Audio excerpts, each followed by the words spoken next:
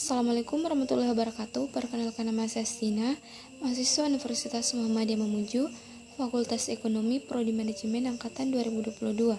Di sini saya akan memaparkan materi tentang sistem informasi pemasaran. Langsung saya ke materinya, yaitu pengertian sistem informasi pemasaran. Sistem informasi pemasaran adalah salah satu sistem yang di dalamnya menganalisa dan juga mengukur informasi pemasaran yang dihimpun secara terus-menerus dari berbagai sumber perusahaan. Di dalam sistem analisa dan juga mengukur informasi pemasaran yang dihimpun secara terus-menerus dari berbagai sumber perusahaan. Di dalam sistem informasi pemasaran juga tersedia informasi penjualan, promosi penjualan, aktivitas pemasaran, kegiatan penelitian pasar, dan hal lainnya yang berkaitan dengan pemasaran. Fungsi sistem informasi pemasaran. Sistem informasi pemasaran memiliki beberapa fungsi yang bagus untuk dijalankan oleh perusahaan. Di antaranya adalah sebagai berikut. Pihak perusahaan akan memudahkan dalam hal mengontrol perkembangan bisnisnya, membantu memudahkan setiap sistem informasi yang dimiliki perusahaan, membantu mempercepat informasi ketika ada kesalahan ataupun kekeliruan pada data, mempermudah manajemen waktu dalam hal menjalankan kegiatan perusahaan, terutama dalam hal pemasaran, meminimalisir terjadinya human error. Lalu, apa saja jenis sistem informasi pemasaran?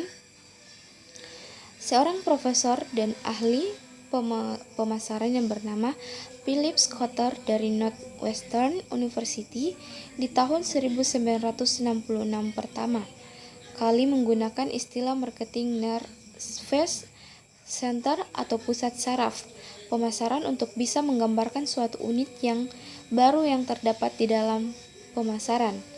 Fungsi unit tersebut pada intinya adalah untuk mengumpulkan dan mengelola berbagai informasi untuk strategi pemasaran.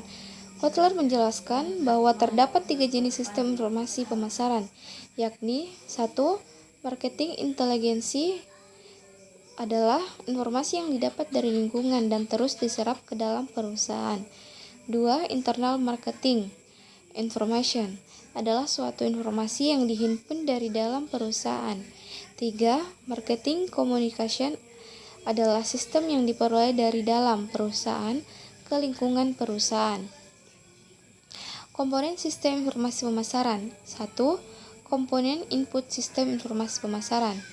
Terdapat 3 subsistem yang termasuk ke dalam suatu sistem informasi pemasaran, yakni subsistem informasi akuntansi.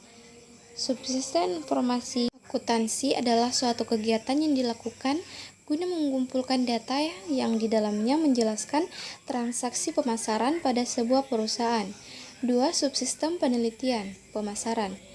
Subsistem penelitian pemasaran adalah suatu kegiatan penghimpunan data terkait berbagai aspek operasi di dalam pemasaran, khususnya berbagai hal yang erat kaitannya dengan pelanggan. 3. Subsistem intelijen pemasaran. Untuk subsistem intelijen pemasaran ini akan lebih berfokus pada penghimpunan data dan juga informasi terkait perusahaan kompetitor, termasuk kemungkinan adanya strategi benchmarking. 2. Komponen output pemasaran. 1. Subsistem produk. 2. Subsistem harga. 3. Subsistem tempat. 4. Subsistem promosi. 5. Subsistem bauran integrasi. Komponen model. Model sistem informasi yang didesain juga harus mampu menghasilkan suatu informasi yang berkaitan dengan keperluan perusahaan sebagai pengguna dari sistem tersebut. Model sistem informasi pemasaran. Subsistem info pemasaran.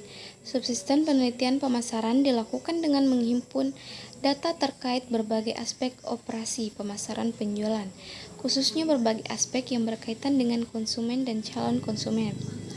2. Subsistem output pemasaran. Subsistem ini adalah seluruh perangkat lunak yang mampu memberikan informasi kepada manajer terkait produk. Subsistem tempat adalah seluruh perangkat lunak yang menjelaskan terkait bagaimana produk disalurkan pada konsumen. Subsistem promosi atau Subsistem promosi adalah seluruh perangkat lunak yang mampu menjelaskan informasi secara langsung ataupun tidak langsung kepada manajer terkait penjualan. Subsisten harga.